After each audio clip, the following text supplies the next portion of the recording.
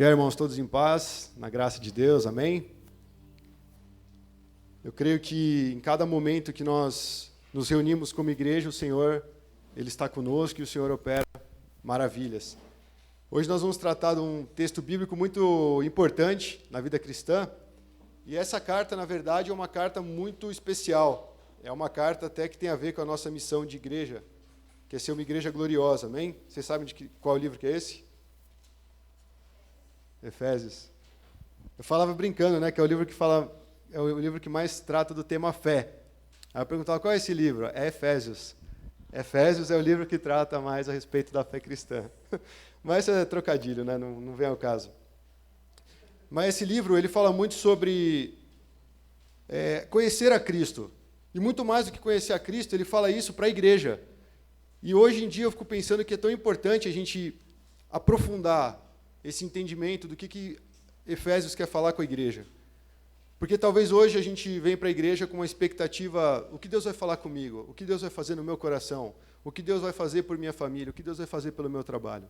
Só que Deus, através de Paulo, ele trabalhou em Efésios a questão da unidade do corpo. Ele trabalha para um bem maior, ele trabalha pensando no coletivo. Então a nossa fé, de uma certa forma, ela é sim individual, você só pode ser salvo a partir do momento que você clamar o nome de Jesus, que você se entregar para Ele e falar, Deus, toma conta da minha vida. A salvação é individual. Mas quando nós entramos na família de Deus, a gente passa a ter uma fé que também é coletiva. Por isso que é importante esses momentos de oração, esses momentos de louvores, de gratidão, de oferta. Nós estamos fazendo isso como um corpo. O corpo de Cristo, a igreja gloriosa. Então, hoje nós vamos trabalhar alguns conceitos para explicar como a gente deve batalhar em Cristo. Nós falamos de alcançar vitórias, nós falamos da meta para 2016, conhecer mais a Cristo, e aí, de repente, a gente se vê num campo de batalha, a gente se vê no meio de tantas lutas, de dificuldades, como eu orei aqui, diante de obstáculos, para que a nossa fé cresça, para que nós possamos ter mais proximidade com o Senhor.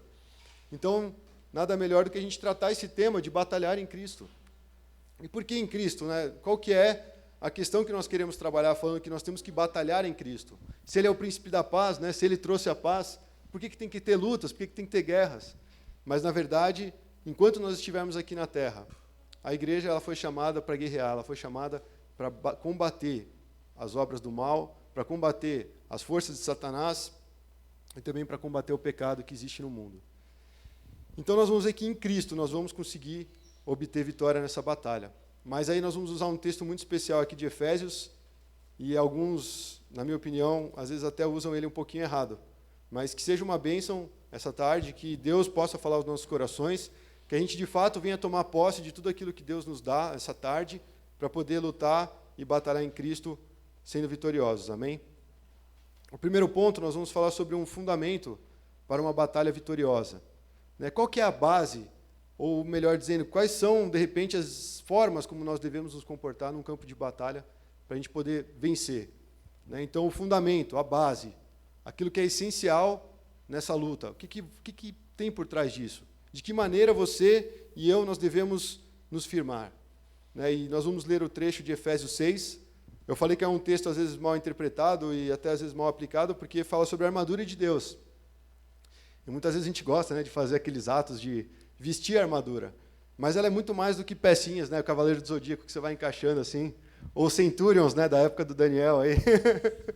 Depois você procura na internet, você vai dar risada, é um bem antigão, o Milton lembrou. E é aquela história, a gente acha que Deus nos deu uma armadura, então é só fazer aquela posição de vestir as armaduras, elas vão se encaixando, tem até aquela musiquinha de fundo, e a gente vai sair vitorioso, Mas não é assim que acontece. Deus já nos dispôs, como é que fala? Ele já disponibilizou para nós essa armadura. Mas nós vamos ter que ler esse trecho para entender exatamente o que Paulo quer dizer. Antes de entrar nesse trecho que nós vamos ler agora do ponto 1, eu gostaria de lembrar uma oração que Paulo fez para os Efésios. Essa oração está no capítulo 3, se eu não me engano. E ele fala o seguinte, ele fala que dobra os joelhos perante o Pai, versículo 14 do capítulo 3, de quem toda a família nos céus e na terra recebe o nome, para que, segundo as riquezas da sua glória, vos conceda que sejais interiormente fortalecidos com poder pelo seu Espírito, e que Cristo habite pela fé em vosso coração, a fim de que, arraigados e fundamentados em amor, vos seja possível compreender juntamente com todos os santos, de novo, toda a igreja, todos aqueles que creem, todos aqueles que professam Cristo, que possam compreender a largura, o comprimento, a altura, a profundidade desse amor, e assim conhecer esse amor de Cristo, que excede todo o entendimento, para que sejais preenchidos até a plenitude de Deus. E ele ainda fala assim no versículo 20, aquele que é poderoso para fazer bem todas as coisas, além do que pedimos ou pensamos, pelo poder que age em nós. E aí ele fala, a ele seja a glória na igreja e em Cristo Jesus por todas as gerações, para todo sempre. Amém. Paulo, antes de falar da armadura de Deus, antes de falar como nós devemos nos posicionar diante de tudo isso que ele está falando nessa carta, ele faz uma oração, eu dobro o meu joelho, para que cada cristão possa conhecer o amor de Cristo, para que cada um que faz parte dessa família possa se revestir desse amor de Cristo. Ele fala que excede todo o entendimento e que pode fazer muito mais do que nós pedimos ou pensamos. Então é essa batalha que nós vamos batalhar. Só que ele, ao mesmo tempo, ele está falando dessa armadura que Deus dá para quem? Para o corpo dele, para a igreja. Então, infelizmente, não existe uma carreira solo no reino, irmão. Nós temos que batalhar juntos. Então, se de repente você está com parte da armadura aí, está precisando renovar, né, renove. Nós todos precisamos tomar posse dessa armadura que Deus nos dá, para poder o quê? Permanecer firme no dia mal. A gente vai ler um pouquinho sobre isso. Então, depois que a gente tem o entendimento de tudo que Paulo está falando a respeito do comportamento dos cristãos dentro da igreja, fora da igreja, com relação aos seus relacionamentos entre família, entre trabalhadores e empregadores, ele fala várias coisas, deveres no lar, e aí ele chega e fala, filhos, seja obediente aos vossos pais, vai trabalhando essa ideia, e de repente ele fala, finalmente, que é o texto que a gente vai ler agora. Pode colocar, por favor. Finalmente, fortaleçam-se no Senhor e no seu forte poder, e vistam toda a armadura de Deus, para poderem ficar firmes contra as ciladas do diabo. Por isso, vistam toda a armadura de Deus, para que possam resistir no dia mal e permanecerem inabaláveis depois de terem feito tudo. Assim, mantenham-se firmes, até o começo do versículo 14. Destacar essas partes aqui desse trecho é muito importante. A gente leu o versículo 10, 11, o 13 e o começo do 14. Basicamente, o fundamento para uma batalha vitoriosa é o quê? Se fortalecer no Senhor. Se fortalecer no seu forte poder. E isso tem tudo a ver com aquilo que Paulo estava falando antes, de nós conhecermos o amor de Cristo. Para quem estava aqui no culto passado, a gente falou um pouquinho sobre o que levou o povo a sofrer uma derrota, e nós falamos sobre a autossuficiência. E aqui nós vamos ver que muitas coisas nos impedem de chegar na presença de Deus. Por exemplo, nosso orgulho. Muitas vezes a gente quer que as coisas aconteçam no nosso tempo, da nossa forma. E isso é, querendo ou não, uma postura de um coração orgulhoso. E aí, de repente, Paulo está falando assim, você vai para uma luta, Deus te deu uma armadura, você tem armas, você tem o que vestir para estar preparado para um combate. Mas ele fala, se fortaleça no Senhor. Primeiro ponto, fortalecer no Senhor. E no seu forte poder. Isso dá uma ideia da gente continuar constantemente buscando a presença de Deus. O se fortalecer no Senhor não é só a gente entrar lá e fazer aquela oração relâmpago, mas é um relacionamento. Então, como no culto passado a gente falou de uma derrota por causa da autossuficiência, aqui essa batalha ela só vai ser vencida, a gente só vai obter vitória a partir do momento que nós nos fortalecemos no Senhor. Se fortalecer no Senhor é algo importante, irmãos. É algo fundamental para a nossa fé. Às vezes a gente está com tantos problemas e a gente procura, de repente, um líder, a gente procura um irmão, ou até mesmo os nossos pais, e fala, me dá uma direção, eu estou perdido. E a pessoa muitas vezes não entende a profundidade do teu sofrimento, ou a profundidade da questão que você está lutando.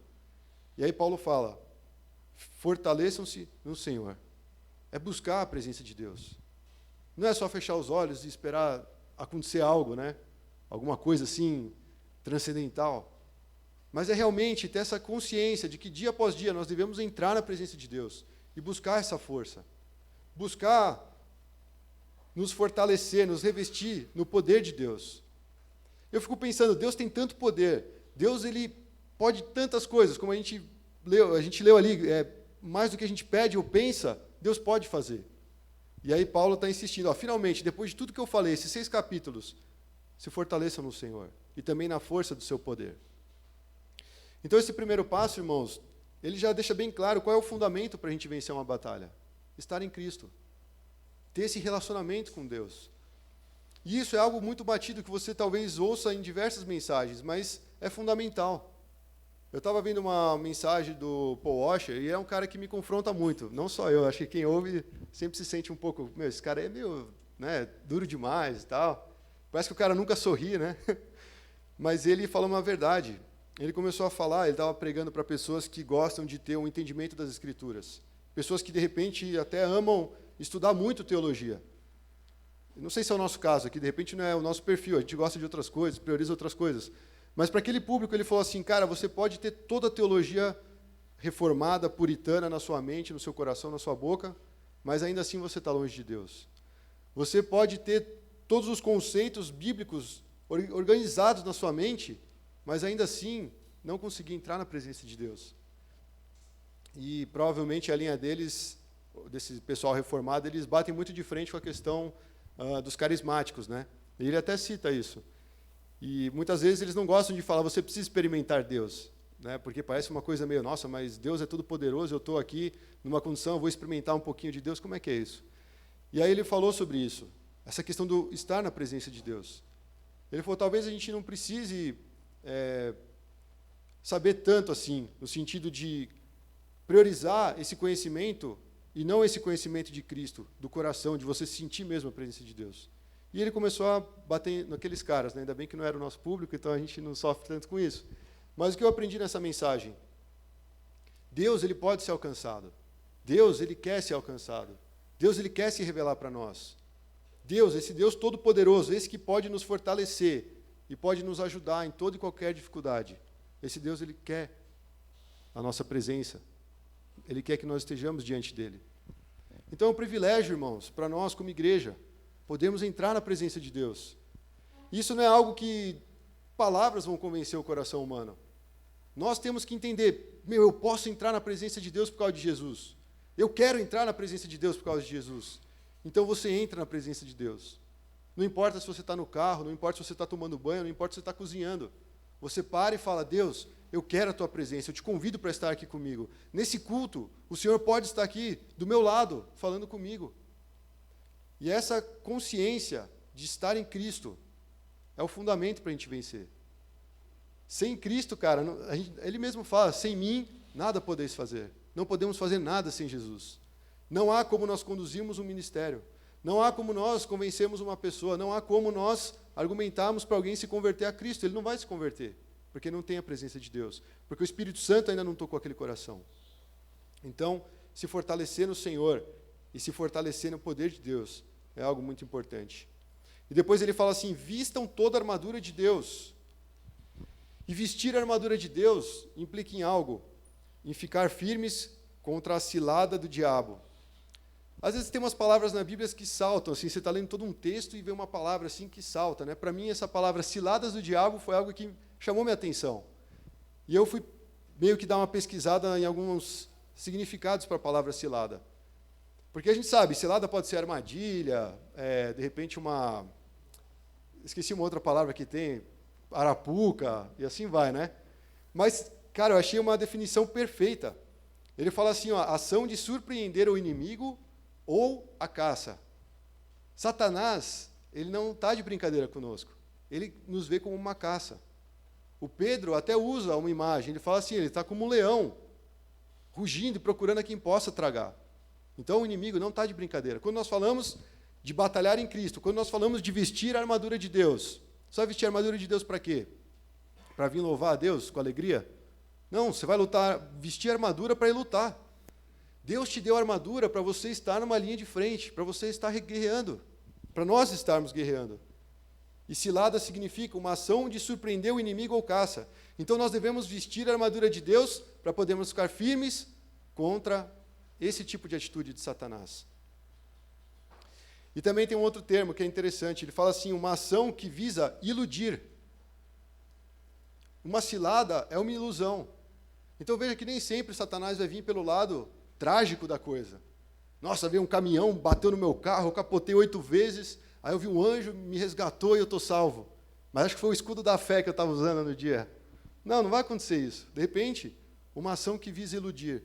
Satanás ele coloca algo precioso, algo bom, prazeroso. E isso aí já é a cilada dele. E também tem o termo traição.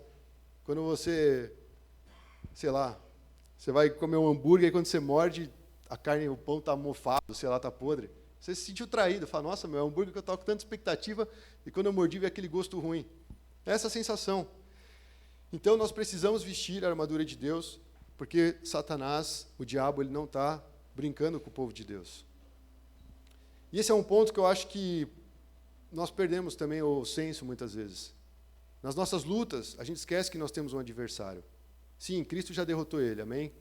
Jesus na cruz já venceu Satanás. Mas João ele cita o príncipe deste mundo. A gente sabe que o mundo está em trevas. Então, no tempo que resta, ele vai fazer o estrago que for necessário. Nós estávamos discutindo João 10:10, né, eu e o Boaz. Porque lá fala, o ladrão vem para roubar, matar e destruir. E muitos cristãos falam, não é o diabo, é o ladrão. Mas ao mesmo tempo eu falei, Boaz, você concorda comigo que se o ladrão, que é um ser humano, com o coração um pouquinho mais inclinado para a maldade, vem roubar, matar e destruir, qual que é o papel do diabo na nossa vida? Mesmo que teologicamente os caras tenham vários argumentos para falar que não é o diabo ali. Ele vem mesmo para destruir. Ele vem trazer divisão para a igreja. Ele vem trazer divisão nas nossas casas. Satanás ele vem destruir uma vida de santidade. Satanás ele vem nos enganar para que a gente não caminhe nessa unidade que Efésios está falando. Satanás ilude os cristãos para que eles não precisem mais revestir dessa armadura. Isso aí é muito espiritual, é espiritual demais. Né? Vamos racionalizar um pouco. Paulo estava falando de repente outra coisa. Ou então tem uns que pegam tão a sério que, hoje eu não saí com o capacete da salvação, estou com uma dor de cabeça, ora por mim, irmão. Acho que tem uma seta aqui. Então as coisas vão para o extremo. Mas a palavra fala, Deus te deu uma armadura. Você quer vencer? Você quer ter uma batalha vitoriosa? Então se fortalece no Senhor, na força do seu poder, e vista-se dessa armadura de Deus, para poder resistir ao Satanás. Então, só esses 2 versículos já falam muito ao nosso coração. A gente pode tentar imaginar, Deus, de que maneira eu consigo aplicar isso na minha vida.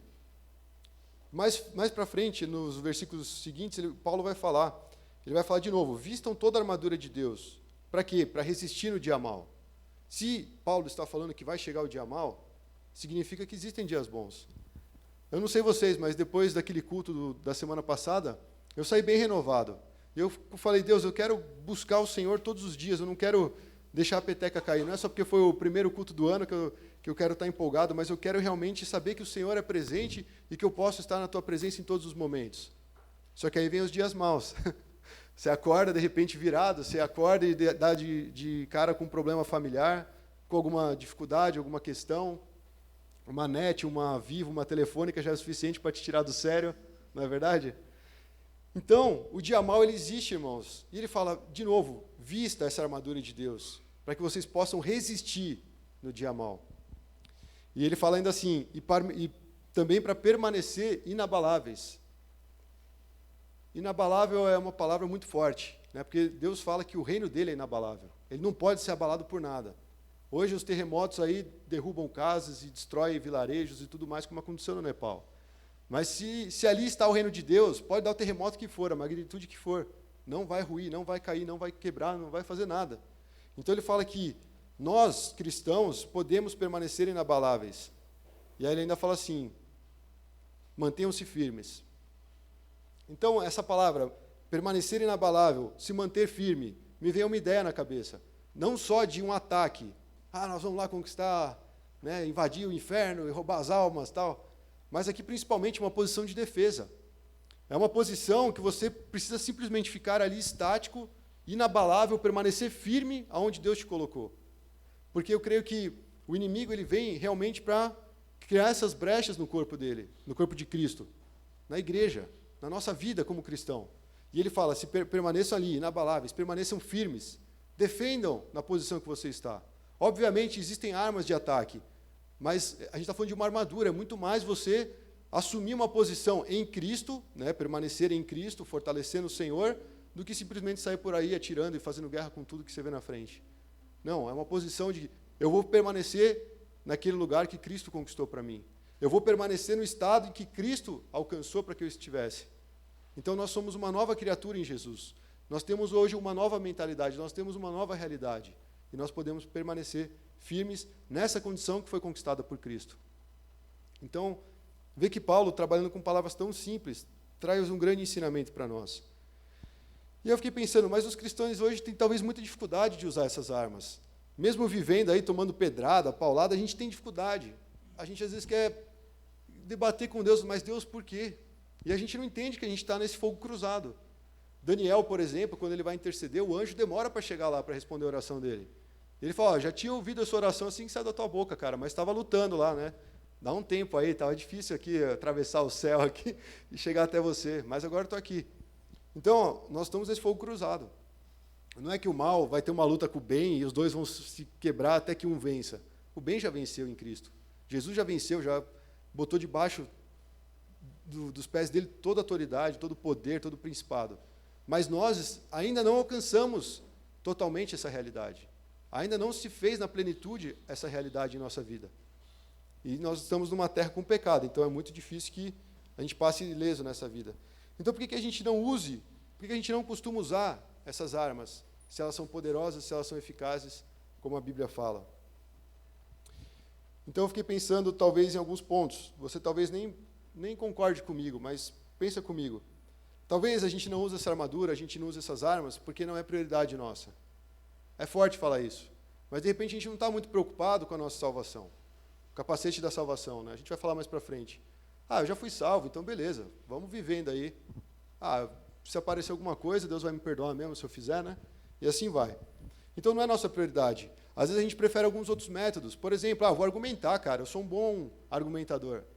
Tem um cara que se formou comigo no seminário, eu gosto muito dele, e um dia eu estava conversando com ele, eu falei assim, já que é para entrar num papo profundo, né, não é para ficar só no superficial, vou te perguntar, qual é o seu maior pecado? E eu achando que o cara ia falar alguma coisa na área sexual, até, né, alguma coisa de pensamento. Mas falou, cara, o meu problema é que eu gosto de ganhar no argumento. Ele fala, eu estudo tanto a Bíblia e estudo teologia para poder argumentar e defender meu ponto, e eu sei que isso, eu não dependo do Espírito Santo. Aí eu fiquei olhando para ele e falei, mano, ele está maquiando alguma coisa, né? Ele não quer falar pecado mais profundo. Mas ele foi muito sincero. E quando ele falou aquilo, eu fiquei pensando, uma coisa simples, né, que às vezes para outro não é nada. Ele fica lá estudando, querendo saber da Bíblia para poder argumentar e falar que o ponto dele está certo. E ele confessou aquele como o maior pecado dele. Então a prioridade dele não é sair para lutar ou se defender com as armaduras de Deus, mas com os argumentos dele. Com as palavras que muitas vezes são falácias, né? Faz você ter um pensamento errado, te leva para uma lógica que não é a verdade. Muitas pessoas fazem isso. Outros gostam de discutir, de brigar, né? E essa é a forma dele, vamos dizer assim, tomar essa posição no campo de batalha. Alguns gostam de viajar para caramba, para esquecer os problemas, e vão arranjando maneiras de fugir do real problema. Então, a nossa prioridade não é falar, Deus me deu uma armadura, daqui, deixa eu vestir isso. Às vezes a gente acha que essa armadura de Deus é igual a armadura de Saul, que Davi colocou e falou, isso aqui não está muito legal em mim, né? Imagina um pequenininho lá, tal, meio mirradinho, com uma armadura de um rei, uma armadura real, provavelmente a mais poderosa de todas, né? Porque o rei não podia morrer. E ele falou, isso aqui não encaixa comigo, não tem nada a ver comigo, e tira. Só vou pegar aqui as minhas pedrinhas e derrubar o Golias. A nossa prioridade tem que ser vestir essa armadura de Deus. Ela não é igual à armadura de Saul, ela é útil. Também, de repente, a nossa forma é comer, se divertir. Tem gente que tem aquelas compulsões alimentares, né? Eu acho que eu tenho um tio que está com esse problema, sério mesmo, não estou brincando não. E, cara, meu pai estava contando, eles estavam lá num restaurante e tal, já tinham almoçado, foram lá só comer um petisco, e de repente ele começou a comer um negócio que ele pediu, e aí acabou tudo na mesa. Só sobrou aquelas alfaces que ficam no final, sabe? Que é para enfeitar, e ainda assim ele foi enrolando as alfaces e comendo. É uma compulsão alimentar. De repente a forma dele lidar com a vida é, vou comer até morrer, porque um dia eu vou morrer mesmo, então deixa eu aproveitar agora. Mas isso não é a maneira certa de lutar no reino. Então, uma das coisas que pode não ser a nossa prioridade. Segundo, a gente pode não saber usar a armadura. De repente fala, a armadura de Deus, eu entendo, está aqui em Efésios 6, já li várias vezes, mas como é que eu uso isso? Será que eu tenho que fazer aquela posição lá e receber essa armadura? Será que eu tenho que pedir para Deus? Então eu vejo que assim, durante toda a nossa vida, nós vamos saber Nós vamos ter tempo para saber como usar essa armadura. Nós vamos ter como experimentar, como, de repente, meu Deus, eu preciso aprender a usar essa armadura. Então não é uma desculpa a gente não saber como usar. Mas nós sabemos que se Deus deu, é porque Ele pode nos ensinar a usar essa armadura. Eu fiquei pensando, se eu quiser aprender, por exemplo, a praticar um esporte, sei lá, a gente fala muito sobre academia aqui na Pão. Eu vejo direto os meninos indo perguntar para o Pedrão, principalmente, agora o Patrick está aí, ó, também pode perguntar para ele. Os caras mais experientes, né, que até conseguem entortar uma barra. Você chega lá e fala, mano, como é que eu faço exercício para melhorar o bíceps, não sei o quê? O cara vai te explicar. Por quê? Porque ele tem autoridade naquele assunto, ou pelo menos diz que tem, né? Aí você fala, não, como é que eu posso fazer para tocar um instrumento? Você vai procurar alguém que sabe tocar aquele instrumento. Eu quero aprender a jogar basquete. Michael Jordan, cara, fala com ele, eu te passo o telefone dele aqui se você quiser. Ele vai te ensinar a jogar. Por quê? É o melhor jogador de basquete. E aí você fala assim, se eu não sei usar essa armadura, o que você tem que fazer? Buscar a Deus. Aquele que fez a armadura e aquele que disponibilizou essa armadura para nós. Senhor, me ensina, de novo, sem autossuficiência, com essa humilde dependência de entrar e falar, Deus, eu quero me fortalecer no teu poder. Me ensina a usar. E isso tem a ver com o quê? Com aquela situação, se deu uma zebra, aí sim eu vou recorrer a Deus. Eu fui lá de valentão, fui entrando no caminho, fazendo as coisas do meu jeito, quando der uma coisa errada, aí sim eu vou parar e clamar ao Senhor, Deus me ajuda. E uma ilustração que eu vi muito interessante é que Deus não é como se fosse um caça-níquel gigante ali, cósmico, né, que você fica tentando até que pare certinho as 3 frutinhas lá e você ganhe um prêmio. Deus não é assim. Mas Deus, Ele quer um relacionamento. E nesse relacionamento nós vamos poder entender como nós vamos sair bem nessas lutas. E o terceiro, talvez o terceiro motivo para a gente não querer usar ou não conseguir usar, é que a gente talvez não acredite que essa armadura seja poderosa. Ah, legal, é uma ilustração, né? Paulo estava lá preso, ele viu um soldado romano ali do lado dele. E o que tem a ver comigo isso? Então a gente não crê que essa armadura é poderosa.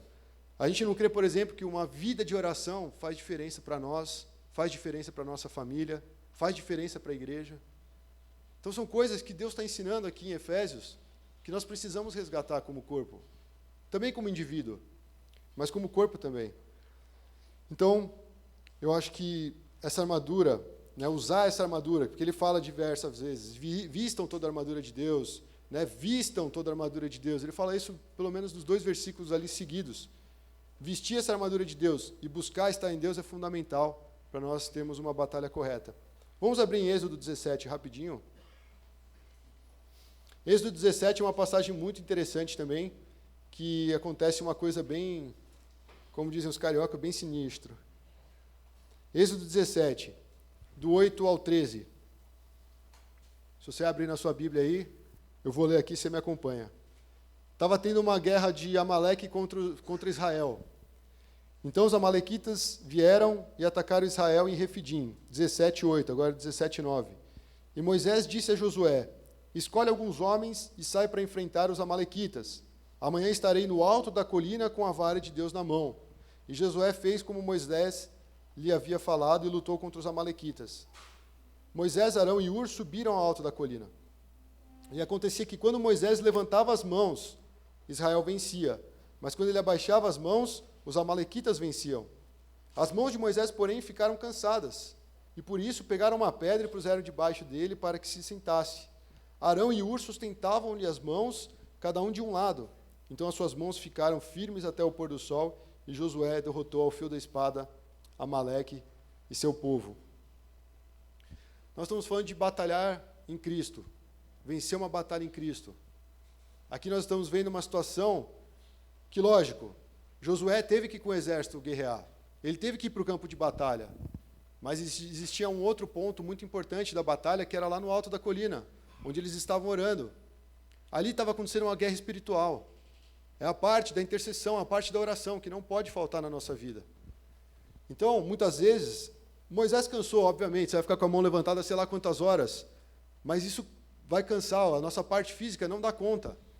Mas é uma área que nós precisamos investir. É uma forma de nós lutarmos, e por isso que ele fala da armadura de Deus. E eu vejo que, se depender só do nosso esforço e da nossa força aqui na terra, uma hora a gente perde essa batalha. uma hora a gente não aguenta, uma hora a carne vai talvez ficar gritando, não, eu preciso pecar, eu preciso abandonar, eu preciso descansar, e a gente simplesmente deixa de orar e interceder. E Moisés ali foi fundamental para ter uma vitória do povo de Israel. Não só Moisés, né? Principalmente o Ur e o Arão, que sustentaram as mãos de Moisés. Então a intercessão é muito importante, irmãos. Eu acho que a gente tem que reaprender a interceder pela igreja, interceder pela nossa cidade, pelo Brasil. A gente confiar realmente, Deus, aqui aos meus olhos, na terra, as coisas estão difíceis, eu estou vendo tantas lutas, tantas coisas que não conseguem se resolver. Mas enquanto nós estamos guerreando aqui na terra, o Senhor está lutando por nós lá nos céus também, amém? Esse é o principal ponto da intercessão e da oração. Se nós tivermos uma vida de oração, uma vida que realmente quer se colocar na brecha do povo, vai acontecer uma guerra no céu que a gente não está vendo. No céu que eu digo assim, nas regiões celestiais, como o próprio Paulo disse. Algo está acontecendo que nós não estamos vendo. Mas quando nós nos dobramos diante de Deus e começamos a orar, isso vai fazer diferença. Eu acho que todo cristão, cara, eu não posso classificar aqui como pai, como mãe, como tio. Todo cristão, independente da sua idade, independente do seu conhecimento, independente se você é grande ou pequeno, a oração é fundamental para o cristão. O Spurgeon falou assim, um cristão, como é que é? Mais ou menos isso, está lá no site. Aliás, eu vou falar sobre o site depois no final do culto, não me deixe esquecer, por favor. Ele fala assim, um homem que não ora não pode ser um cristão. Ou tipo, um cristão que não ora não pode ser de Cristo. Porque a oração é fundamental para a vida cristã. E quando eu falo oração, não é só você ter aqueles 5 minutinhos de olho fechado, Deus abençoe, tudo. Não. É oração mesmo de batalha, uma oração de tomar posse de um terreno, de chegar e falar, Deus, nós cremos que a corrupção um dia vai acabar no país. E saber que Deus está trabalhando em favor disso. Por mais que pareça absurdo aos nossos olhos enxergar isso. Crer que um dia essa terra, ela vai ser livre de todo mal. Porque nós sabemos que um dia nós vamos chegar num lugar que Deus vai enxugar dos nossos olhos toda lágrima. Então a gente vai já pronunciando as palavras de Deus. A gente vai crendo, isso é fé. Oração, irmãos, a gente precisa acender uma paixão por oração. E eu li uma história de um pastor que ele falou assim, a igreja dele acho que tem no máximo 300 membros, né? E aí ele falou que era uma bênção que toda terça-feira de manhã tinha um culto de oração. Só que só iam 10 pessoas, sempre as mesmas 10. Do meio de 300, tem os 10, né? Tem que lançar o filme, tem os 300, agora lança os 10, né? Só os 10 lá lutando na oração. E aí ele falou que teve uma ideia, lógico, uma direção de Deus, que no culto dominical ele ia começar a fazer um culto de oração. O que é um culto de oração? Não tem nada a ver com louvor, não tem nada a ver com mensagem. Era simplesmente uma abertura com a palavra de Deus e oração no tempo de culto. E ele falou que, no começo, parece que não estava tomando muita forma, né? O pessoal achou meio estranho, mas com o passar do tempo, eles começaram a ver tantas respostas daquelas orações. Deus começou a transformar tanto os corações daqueles irmãos. E as coisas foram mudando na vida de cada um. Então, a gente tem que crer no poder da oração. Não existe método, né? A gente falou isso, Deus não vai ungir métodos, mas vai ungir pessoas. Se levante em oração, irmão. Eu e você, nós precisamos, vamos dizer assim, pagar esse preço mesmo. Não é fácil, de repente você vai ter que se programar, acordar meia hora antes, de repente você vai se programar, dormir meia hora depois, talvez você tenha que abrir mão e chegar um pouquinho mais cedo no culto para orar e interceder. É você com Deus. Nós temos que tomar um posicionamento. Como eu falei, Cristo já alcançou um lugar, já alcançou um estado para nós. E Paulo está falando, defenda essa posição. Como cristão, nós precisamos vestir essa armadura e tomar a nossa posição. E uma das coisas que a gente vai falar ainda mais para frente é sobre oração. E nesse trecho que eu quis ler de Êxodo, fala sobre isso de uma forma muito perfeita. Vamos avançar. O segundo ponto vai falar sobre o nosso verdadeiro inimigo. Porque nós falamos de intercessão, né? Então nós vamos interceder contra quem? O que nós vamos fazer? Qual é a nossa posição? O nosso verdadeiro inimigo. Quem é nosso verdadeiro inimigo? A gente vai ler mais uma passagem em Efésios. Ele fala, vistam toda a armadura de Deus para poderem ficar firmes contra as ciladas do diabo. A gente já leu essa parte. Mas ele fala, pois a nossa luta não é contra pessoas, mas contra os poderes e autoridades, contra os dominadores deste mundo de trevas, contra as forças espirituais do mal nas regiões celestiais. A gente tem que ler com calma esse trecho. Ele fala, a nossa luta não é contra as... Vocês estão aí ainda? Contra as pessoas. A luta não é contra as pessoas. E a gente vai lá e fala, nossa, essa Dilma é uma idiota. A luta não é contra as pessoas. Nossa, porque o pastor isso, o pastor aquilo, o líder isso, o líder aquilo, o ministro de louvor, não sei o quê. A luta não é contra as pessoas. a luta é contra toda essa corja aqui que está escrito, contra os poderes e autoridades, contra os dominadores deste mundo de trevas, contra as forças espirituais do mal nas regiões celestiais. Quando a gente fala da armadura de Deus, a gente fala de batalhar em Cristo, não tem como você fugir, cara. Existe algo acontecendo nas regiões celestiais que os nossos olhos não estão vendo. Talvez seja por isso que a gente fala, a nossa oração não está sendo respondida. Eu não oro porque eu canso, cara. Eu fico lá 15 minutos, daqui a pouco eu já começo a bocejar, eu começo a andar. Beleza, ora andando, não é proibido, você não precisa ficar ajoelhado. Esses dias, eu falei, essa semana tiveram os dias maus, né? E eu lembro que na semana passada eu parava alguns minutos para orar na presença de Deus. Eu realmente sentia um ambiente diferente, eu conseguia se sentir renovado. Eu falei, agora está valendo a pena orar, né? Vou orar até mais. Só que aí veio essa semana, surgiram os dias maus, e de repente eu falo, Deus, eu estou orando e o Senhor não está respondendo, eu não estou ouvindo nada. Eu comecei a ficar ansioso, comecei a ficar inquieto. Eu falei, está errado, ou eu estou errado, ou realmente eu estou fazendo errado, não tem como. Porque Deus fala para a gente orar, eu estou orando e não está acontecendo nada, eu não estou ouvindo nada, eu não estou tendo uma direção. Isso começou a trazer angústia. E eu falava assim, não consigo ficar nem alguns minutos ajoelhado. Eu falei, beleza, então eu vou começar a orar andando. Aí eu fiquei andando na minha casa lá orando. Eu falei, não tem jeito, cara, se eu tenho que orar, eu vou orar, mas não importa a forma. Se você vai levantar a mão, se você vai ficar deitado, de preferência não, né, porque você pode dormir. Muitos têm essa experiência, né? A maior experiência na oração é você encontrar com o sono. Tem que lutar por isso também, porque são contra as forças espirituais do mal nas regiões celestiais. Então, assim, contra quem nós queremos batalhar de fato? Quando a gente assume uma postura, seja até mesmo num trânsito, infelizmente essa é a minha área de luta, vocês sabem. Com quem nós estamos lutando? Quem é o nosso adversário? É aquele golzinho vermelho que passou na minha frente. Não, eu vou chegar atrás dele, vou meter a mão na buzina, vou cortar ele, vou ensinar ele uma lição. Cara, talvez isso seja uma guerra espiritual e a gente não sabe. Talvez teu chefe te atormentando, falando na tua orelha, entrega logo, não sei o quê, põe aquela pressão e o relacionamento fica insustentável. É difícil orar por essa pessoa, por quê? Porque ela está te prejudicando. E aí você fala, minha luta não é contra carne e sangue, não são contra as pessoas, mas contra esse capeta aí que está atrás desse cara. Não estou falando que ele está endemoniado, tá? Não vai chegar lá, botar a mão na cabeça do chefe e expulsar. Você tem autoridade em Cristo para isso, mas seja sábio. Orar a Deus, o que está por trás dessa situação? Se essa pessoa está me atormentando, se essa pessoa está falando desse jeito comigo, se eu estou ficando afetado por causa desses comentários, qual é a minha posição? O que eu devo fazer? Compra uma luva de boxe e vai lá naquela pessoa e fala, vem cá, mano. Não é assim. Ele fala, nossa luta não é contra as pessoas. Então, o nosso verdadeiro inimigo é Satanás. São essas hostes celestiais que a Bíblia fala. São contra poderes e autoridades. Quem é que deu autoridade para essas coisas? Não é interessante você pensar isso? Deus tem toda a autoridade, tem todo o poder. Cristo já subjugou todas essas coisas debaixo dos seus pés. Mas nós ainda estamos recebendo influência por conta do pecado. E muitas vezes isso não se atribui à igreja, mas a igreja está no mundo para ser luz, para ser sal. E nós vamos nos deparar com isso. Você acha que, por exemplo, plantar uma igreja é algo fácil? Se a gente pensar, a gente às vezes vai incentivando a igreja, né? Igreja, oferta e missões, é importante. Ore pela plantação de igreja. Só que se você vai ver o resultado disso, que nem se você for pensar, eu estava conversando com o pastor, a época que a gente estava sustentando vários projetos, inclusive plantação de igreja, foi uma época muito forte de crise. E foi um ano que Deus sustentou. Foi um ano em que não faltou para a plantação de igreja. E nós vamos ter, se Deus quiser, a oportunidade de um retiro, de ter um papo com o David, se Deus quiser, com os irmãos que vierem junto. E você vai ver o que Deus está fazendo lá. É algo que os nossos olhos não conseguiam contemplar. Existiu uma batalha acontecendo. Muitos irmãos se colocaram nessa posição. Muitos irmãos toparam, eu entendi, eu vou ofertar, eu vou ajudar, eu vou orar. E as coisas estão acontecendo.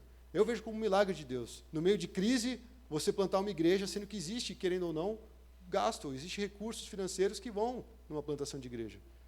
Então, assim, você fazer a vontade de Deus, você entrar e falar, Deus, está tendo maior pancadaria aqui no mundo, o dólar está subindo, o desemprego está aumentando, os membros estão receosos, porque, querendo ou não, está mexendo na finança. Como é que nós vamos fazer? Vamos plantar mais 10 igrejas. Se Deus direcionar, Deus vai providenciar. Mas o que eu estou querendo dizer é que Deus, no meio dessa batalha toda, Ele é soberano, e nós, fazendo a vontade de Deus, Deus, Ele vai na frente, cara. E a gente venceu muitas batalhas, sem muitas vezes a gente saber que nós vencemos. E isso é andar junto, isso é o corpo de Cristo. Converse com o David, se tiver um tempinho, ora e vê assim, David, com que arma que você está lutando, né? E aí vai lembrar daquele versículo que a gente falou no final de semana passado. As armas com as quais lutamos não são humanas, pelo contrário, são poderosas em Deus para destruir fortalezas. Vocês escreveram no banheiro lá para decorar esse trecho? 2 Coríntios 10:4. Cara, a gente tem armas que nós vamos lutar com essas armas que elas não são humanas. E os nossos inimigos, eles não são humanos. Então existe uma batalha acontecendo que os nossos olhos não conseguem enxergar. E muitas vezes a gente está apanhando, por quê? Porque a gente não tomou a posição. Então vamos avançar um pouquinho mais para a gente poder avançar aí e ver as estratégias, né, que nós devemos usar nessa batalha. E aqui é uma coisa muito fácil, a gente vai ler pausadamente, né, as estratégias que Deus nos dá e partes da armadura que o Senhor nos dá e vamos comentando a respeito de cada uma delas. Em todo momento Paulo está falando, use a armadura, mantenham-se firmes. E aí ele fala no versículo 14, eu estou em outro trecho aqui, ele fala assim, mantenham-se firmes, cingindo-se com o cinto da verdade. A primeira parte que ele fala sobre a armadura, o cinto da verdade. Obviamente, para nosso entendimento, as coisas talvez tenham mudado aos poucos, né? A gente pensa no cinto como o cinto que a gente usa hoje para segurar a calça jeans. Não é esse cinto que Deus te deu. Paulo, de fato, ele está preso nesse momento, ele está olhando os soldados romanos que estão cercando ele, e ele vê aquela armadura e fala assim, esses caras venceram várias batalhas. O Império Romano, depois conversa com a Liz e o Milton, ali eles vão te dar uma aula de história. Eles alcançaram várias regiões, e tudo por luta, tudo lá levando o exército. Né? A gente fala sobre o centurião cuidava de vários soldados. Existem várias frentes militares no Império Romano. E Paulo fala, isso está tão comum nos nossos dias. Eu vou pegar esse cara aí que todo mundo conhece, todo mundo vê passando na rua, e vou falar de atributos que ele tem, que também Deus nos deu, para nós nos defendermos e para nós lutarmos. E aí ele fala, aquele cinto que ele está usando ali, né? Pesquisa na internet, você vai ver várias roupas romanas lá. Ele fala, você tem que se cingir, você tem que colocar esse cinto da verdade. E a verdade, o que ela é? A gente crê que a verdade, muito mais do que só a palavra de Deus, a verdade, o Evangelho, ela fala também sobre uma questão de integridade. Ele está falando, seja sincero no seu proceder, seja verdadeiro, né? Ande e tome as decisões de acordo com a verdade. Não siga as mentiras que Satanás está lançando na sua mente. Tenha um compromisso com a verdade. Esse é o principal ponto nessa questão da armadura. A próxima parte, pode seguir, ele vai falar, vestindo a couraça da justiça. Couraça da justiça, ela protege o coração, ela protege o nosso peito, aquela parte da frente, que se o cara vier com uma espada, ela tem que te proteger, senão já era, você vira espeto ali. Essa parte da armadura, a couraça da justiça, é uma justiça que não procede de nós. Não é um homem que consegue se tornar justo, mas é uma justiça que provém de Cristo. Cristo nos justificou. E essa justiça é que vai guardar o nosso coração. Senhor, eu sou justificado por causa de Cristo. Eu quero ter esse relacionamento com Deus, porque eu sei que Jesus me justificou. Por mim mesmo eu não posso, por mim mesmo eu não consigo, eu não sei agradar a Deus. Mas Cristo nos deu essa posição. Então, tanto o cinto da verdade quanto a couraça da justiça, ela fala dessa integridade, da nossa, querendo ou não, não só moral, não é só você se comportar direitinho, não é isso que Deus quer. Mas ele fala, permaneçam firmes, se mantenham firmes agindo dessa forma, se revestindo com esse cinturão da verdade e vestindo a couraça da justiça. Em outras palavras, que o seu andar seja de acordo com a verdade, o seu andar seja verdadeiro, que você não se baseie e nem cresça no teu coração esse sentimento de justiça própria, mas que recorra ao Cristo, que te justificou. Depois ele vai falar dos calçados, certo? Tendo os pés calçados com a prontidão do Evangelho da paz. Tem várias traduções que trazem esse versículo de outra forma, mas basicamente, se você pesquisar, você vai ler uma ilustração sobre a sandália do exército romano.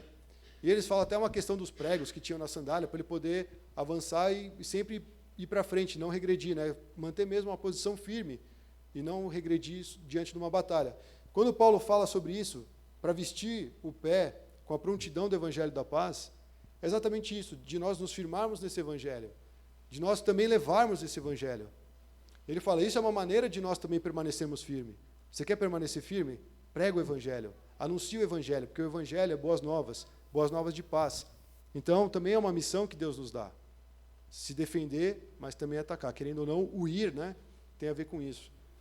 O próximo passo vai falar sobre o escudo da fé, com o qual vocês poderão apagar todas as setas inflamadas do maligno.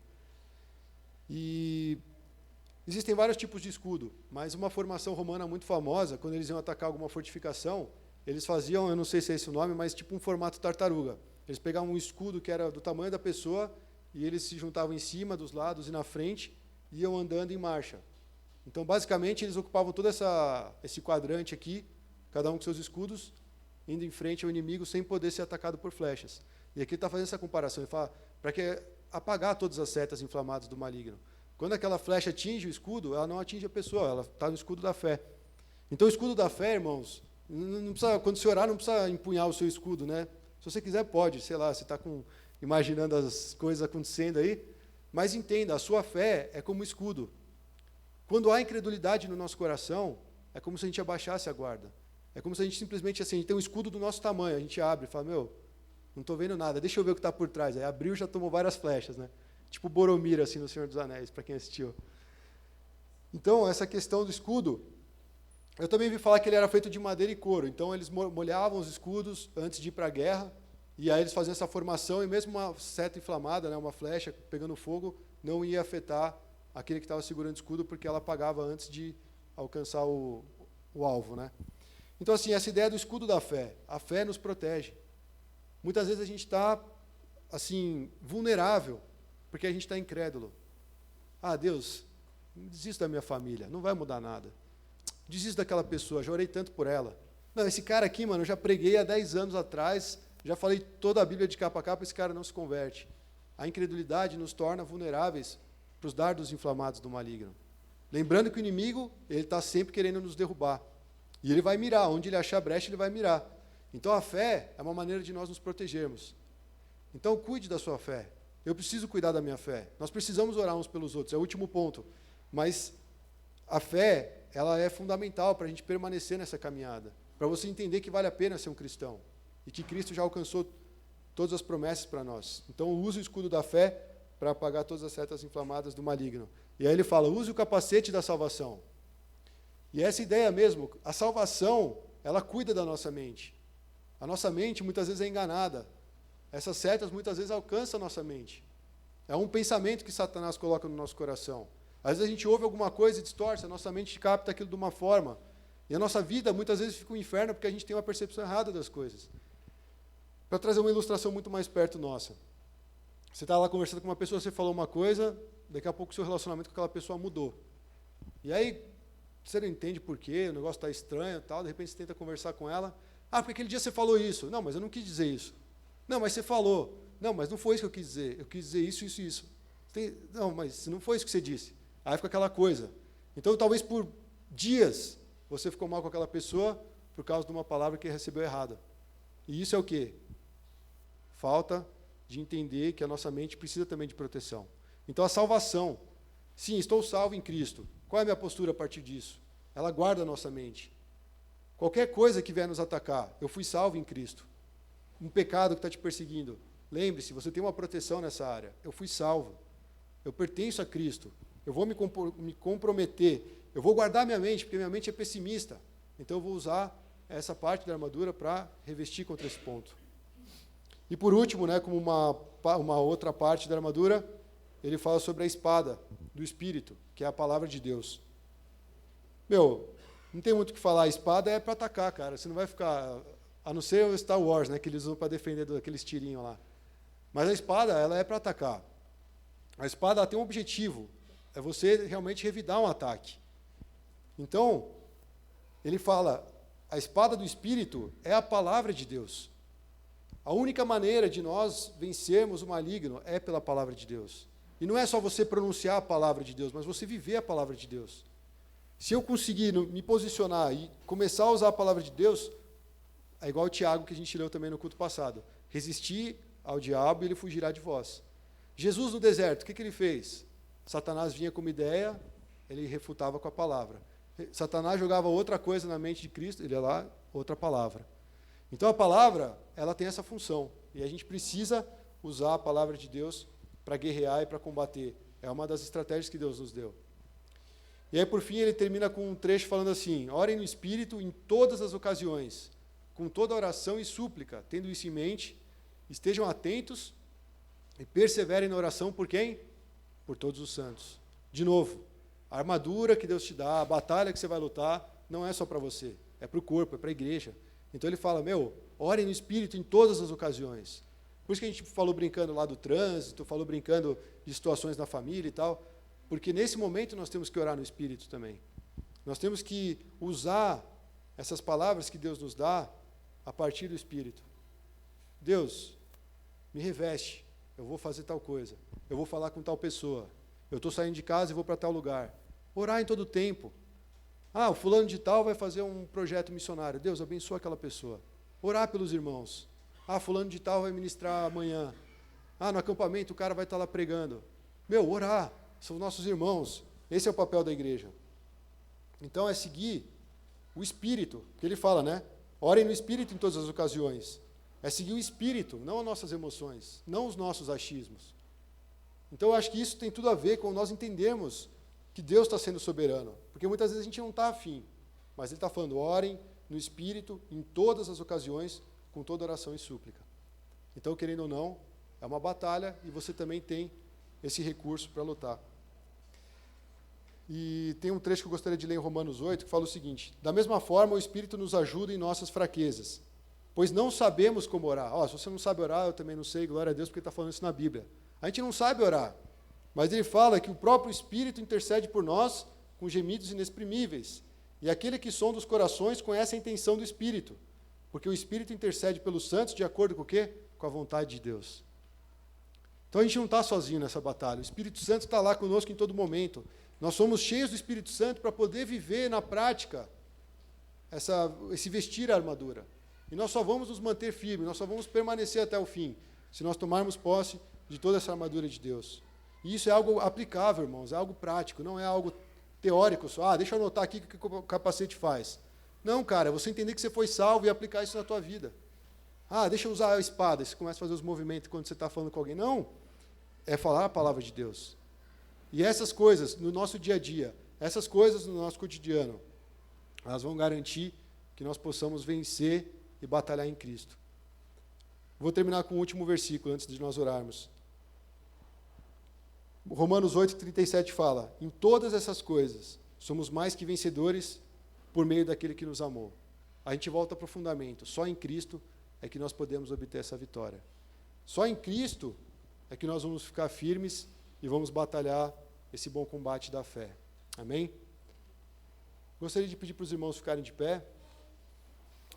Eu sei que talvez tenha ficado um pouco extensa essa exposição da mensagem, mas o mais importante, irmãos, é saber que Deus nos deu armas que não são carnais, para nós lutarmos essa luta louca que a gente vive todo dia. E o Senhor capacita cada um de nós. Então eu queria que nesse momento, quando nós estivermos orando a Deus, que você realmente entregue para o Senhor essas áreas que você não tem conseguido vencer.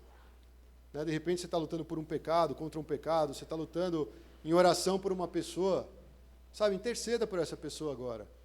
Coloque-se diante de Deus, o seu coração inclinado, ore no Espírito, deixa Deus usar a sua vida.